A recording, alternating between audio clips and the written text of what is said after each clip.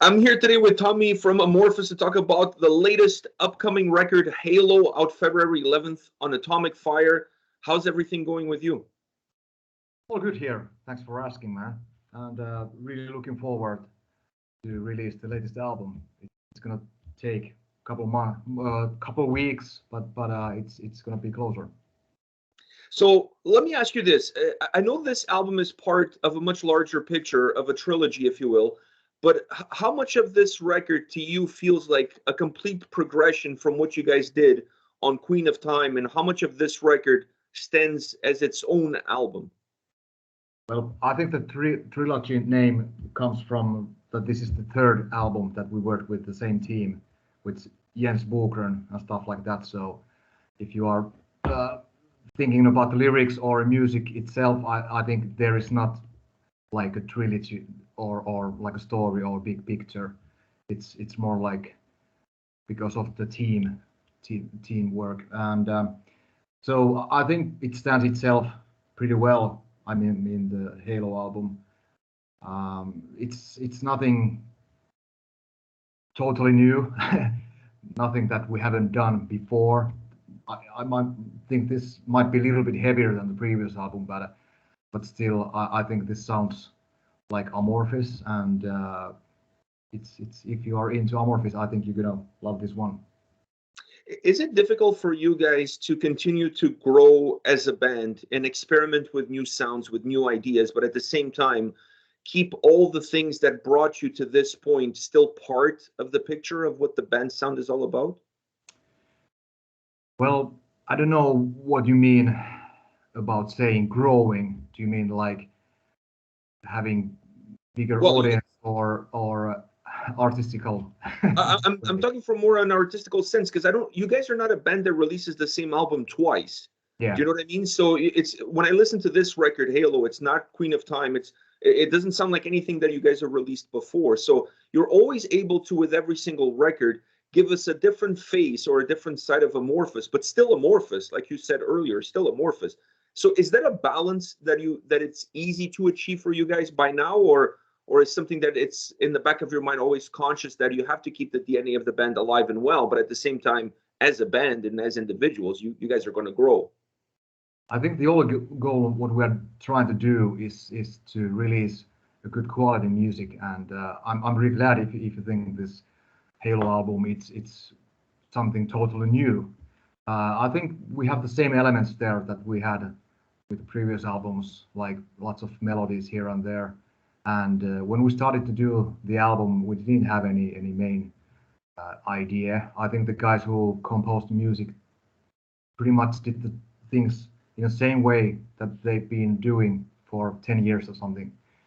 They just compose music at home, and then they send their rough ideas to the other members of the band. So, of course, if you're composing stuff, you might have some pressures because our fans really love the previous album, and we got really nice reviews from the album and also from the live shows. So in that point, we kind of have a little bit pressure, so to speak. But I think in the end, it takes lots of work and time, of course, to record the whole album. But I think the music itself, I think it comes up pretty easily. And we've been doing this so many years, and we have so strong opinions our music that how it should be. So I think it's quite obvious when you're trying to create a new album. We know the formula in a way. It's not gonna be new metal. It's not gonna be like a rap metal or anything like that.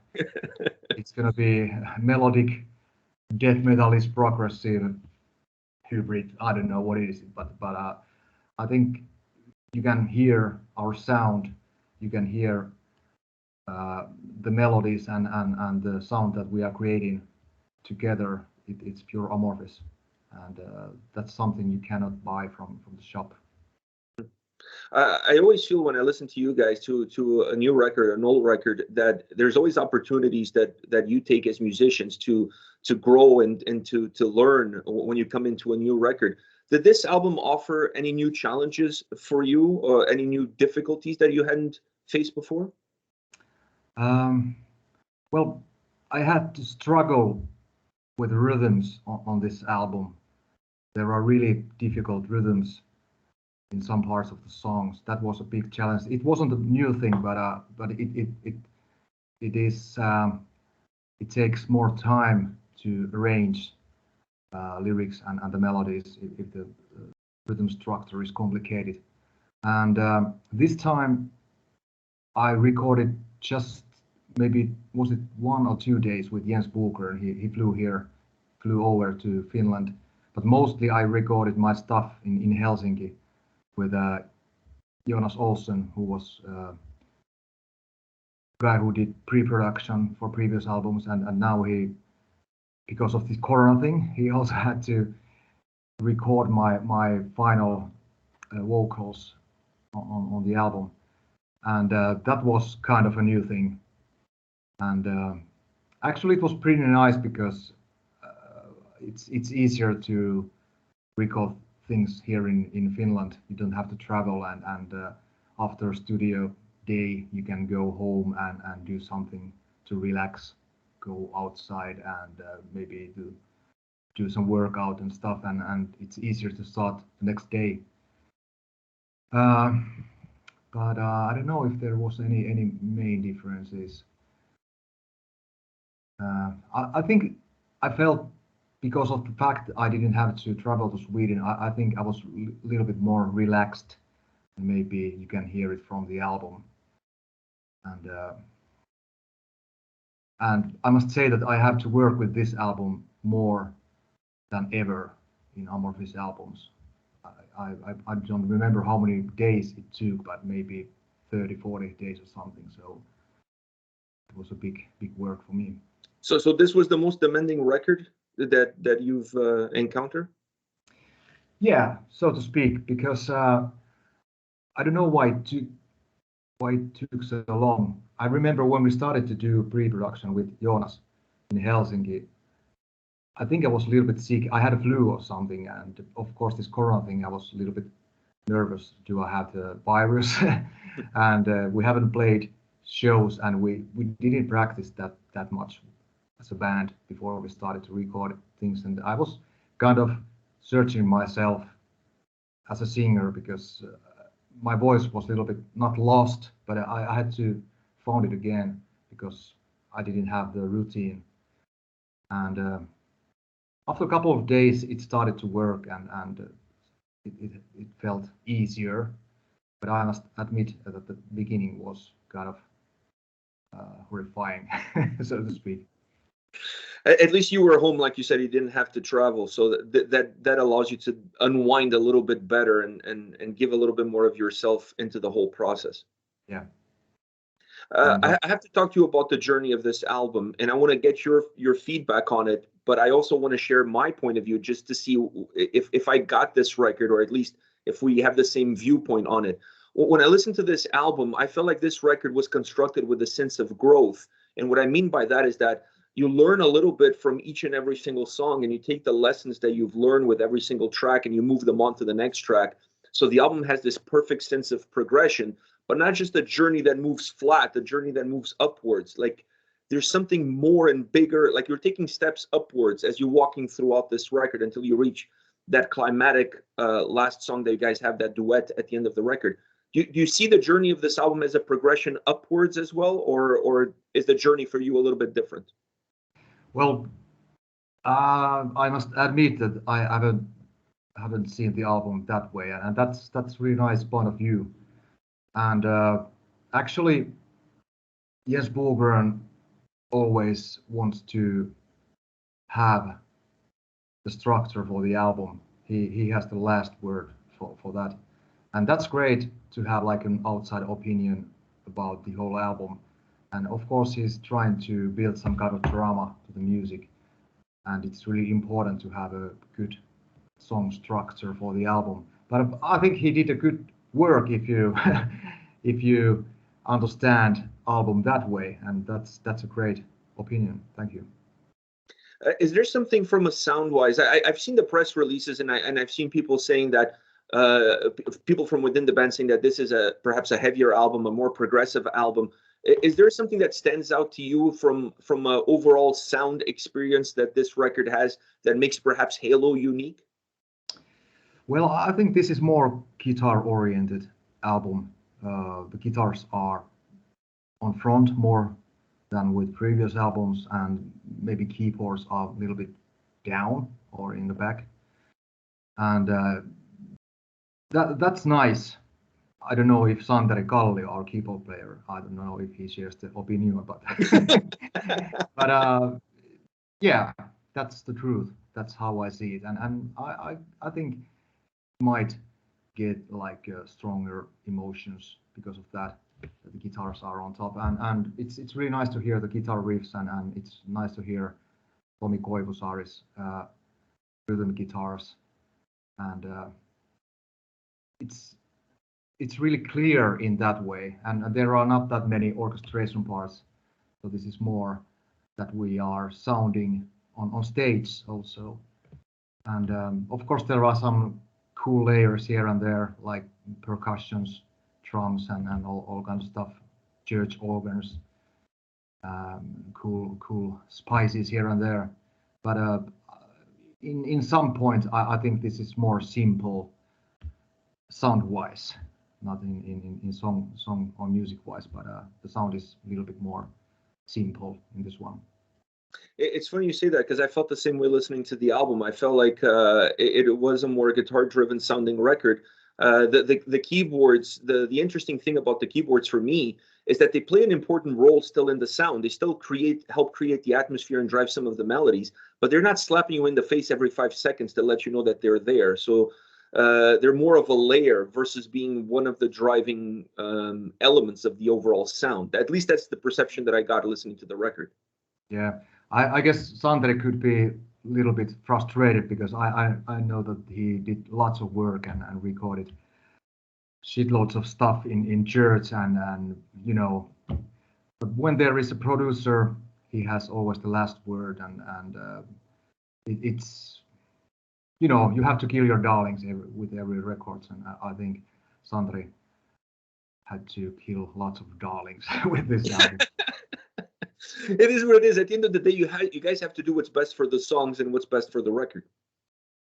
Yeah, I know. I'm pretty sure that these songs will sound way different when we are on stage, and I think when people are coming to our show and listening the new songs, I guess there will be more keyboards, and of course you can see what he's playing when we are on stage. But you know, it's good to have different sounds on different albums, and in most cases, if there is a metal band and they have keyboards, it's mostly these like just some core sounds here and there. But Santeri is playing lots of stuff and solos also, and melodies and stuff. So he's really a big part of the band and big part of the Amorphis sound. So sometimes it feels a little bit stripped down when you're listening to the album, but I think it's good to have a different. It's a risk, of course, but I guess most of the people doesn't think it that much. Let's see. I just hope that people will love this album. I'm sure they will. I mean, when was the last time you guys released a record that people didn't like? I mean, it's one of the most consistent bands in the world of metal, in the world in general. You guys have such a high bar, such a high standard for your records. It's impossible that there's a bad Amorphis album. I'm yet to find one, and I don't think I'll ever will. Well, I think there will always be some guys who are only digging the first album or first two albums because they are like real death metal, which we are not anymore at this point. But and of course there are lots of people who doesn't like our band at all, and that's totally fine, of course. But yeah, it's great to see that we are still having lots of people who love Amorphis, and somehow it feels that the fan base is still growing. and it gives me motivation, of course, and for us as a band. There's always going to be people out there with no taste. Those are the people who don't like Amorphis. A huge part of the band and a huge part of the music that you guys create is also represented in the lyrical content. And I always wondered, at what part of the creative process do those lyrics come in, and how much room do you have to mold them in order to create the perfect vocal melodies for the songs? Well, first comes the music. The guys are composing stuff, and Pekka Kainulainen, who did the lyrics for this one also. He writes his stuff at home without hearing our music at all. And I'm working alone without lyrics, trying to find beautiful lines here and there, and trying to figure out where I'm gonna use roles and where is the clean parts vocal wise. So mostly we are kind of working separately, and when we go to studio with the pre-producer for vocals, we start to build up the final lines for vocals, and it takes lots of time, and it's fucking frustrating, and we have to change lines here and there, and just trying to find the best flow to the music. It's really difficult because the lyrics are more like poetry.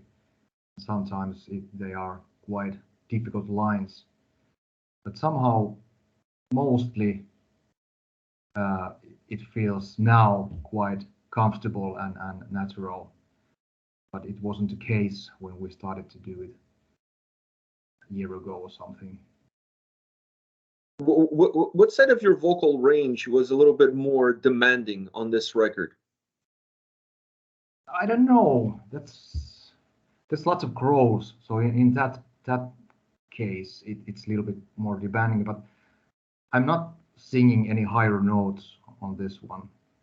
I know my vocal range pretty well, and I'm not trying to go over it because I hate it on stage when you're trying to high notes. I fucking hate it.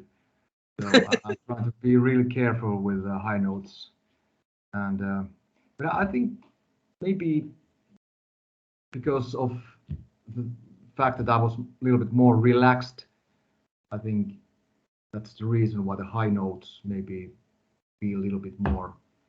So I don't know what's the word for that, but they are more. Maybe they just sound better in some way. I don't know.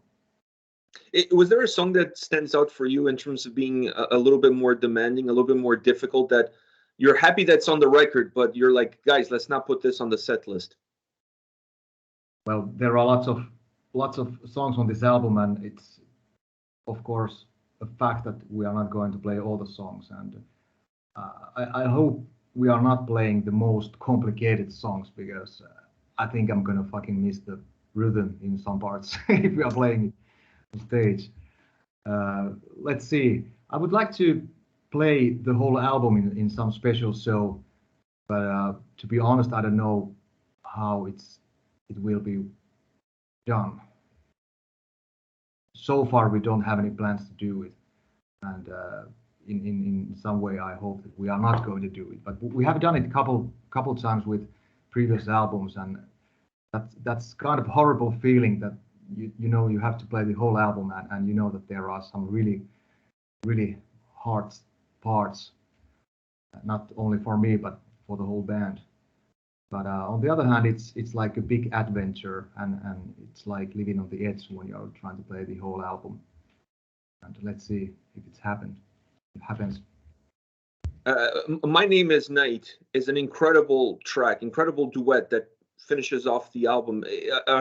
You guys delivered an incredible duet in Queen of Time. Now you come back with another incredible duet. Did you enjoy that style, that approach? Yeah, it's great. And actually, that song is composed by Tomi Koivusaari, and it's really nice that he's doing stuff for this, or he did stuff for this album.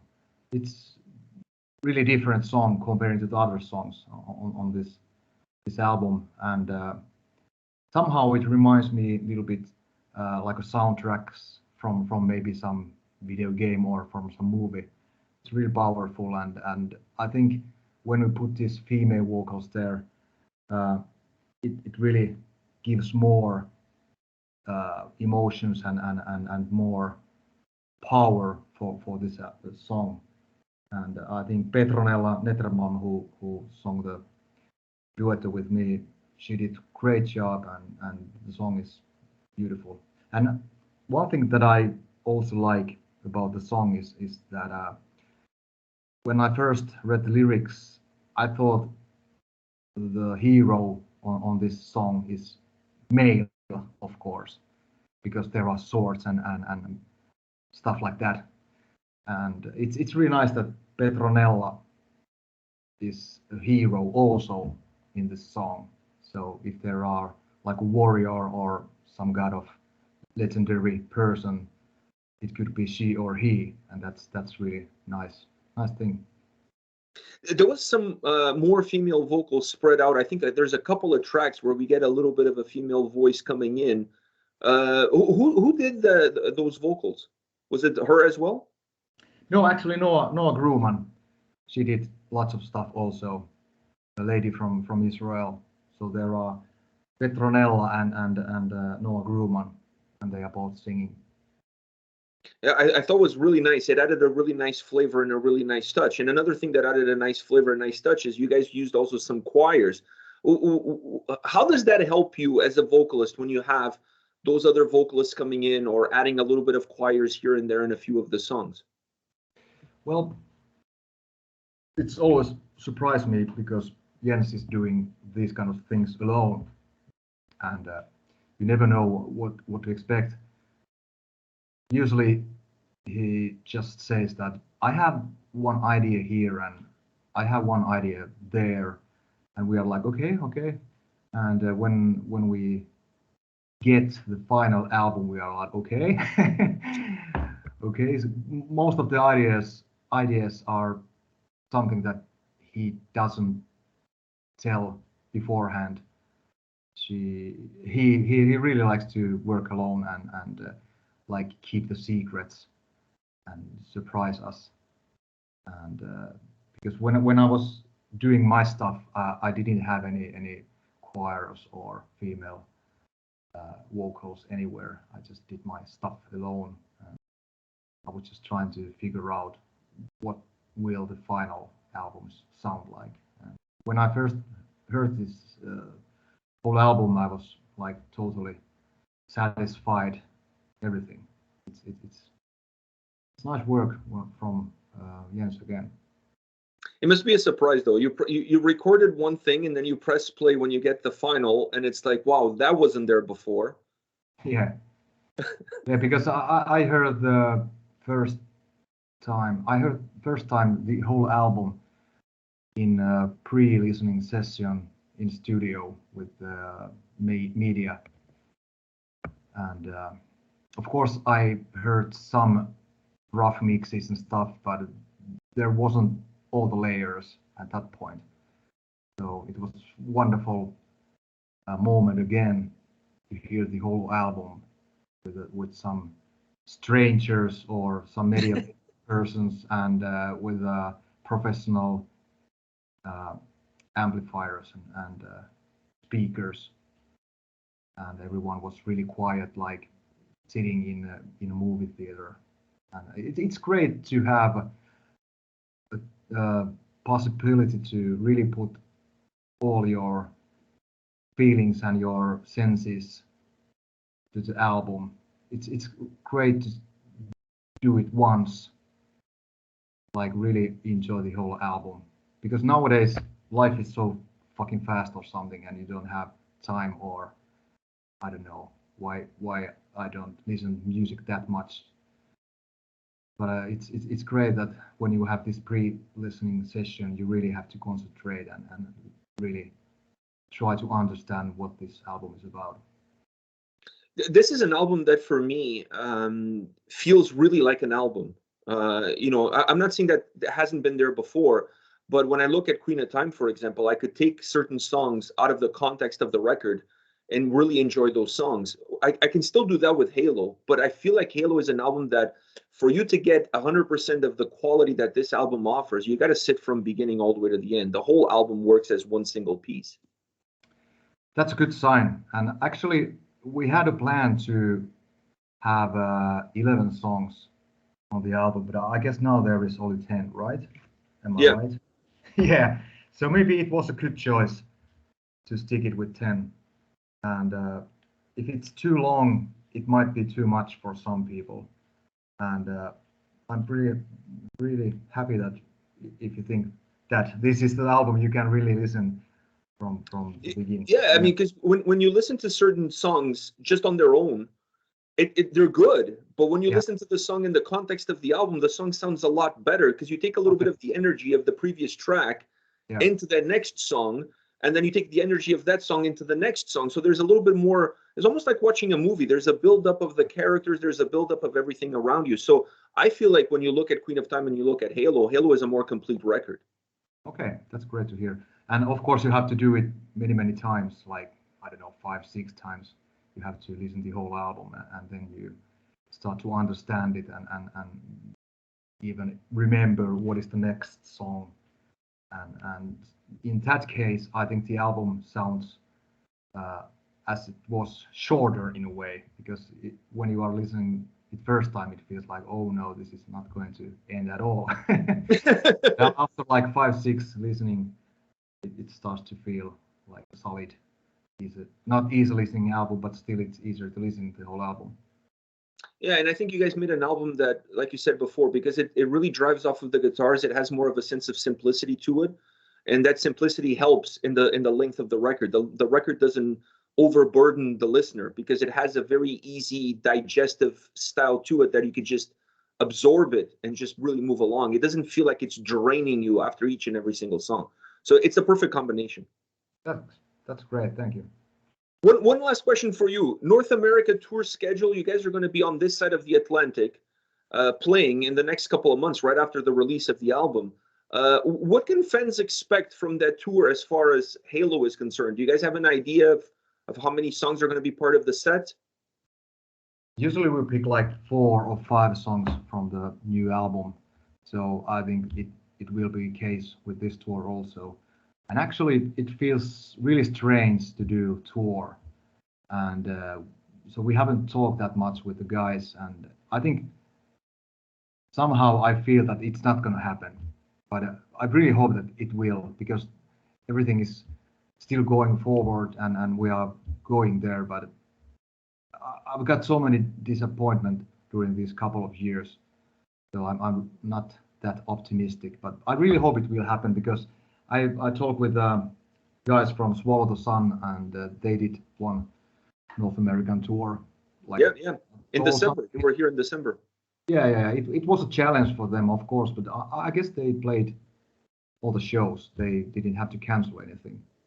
It was really expensive tour, of course, because you have to cross the border a couple of times, and every time you go, you have to give a test or something like this, and it cost a lot. But I would like to come there, and we are totally coming. Don't get me wrong, but things happen so fast with this Corona, so I'm not sure. Let's hope. You're setting your expectations low so you don't get disappointed. Yeah, because it has happened so many times. I thought we're gonna play lots of great shows last summer, and during the whole year we played 9 shows, so it's a huge disappointment. But on the other hand, we had lots of time to record the new album, so I cannot complain. Yeah, you got to take the good with the bad. All right, Tomi, thank you very much for your time today. It's always a pleasure talking to you. You know, you're one of my favorite, if not the favorite singer of all time in the world of metal. You can do no wrong. You could read the grocery list and I would buy it. That's how much I love you, man. Like, all the best to you and the guys, and I really hope to see you here in North America in the spring. Let's see, it will happen. I'm really, that's something that I think before I go to sleep. Take care, man. All the best. Take care, man. Thanks. Next time. Bye-bye.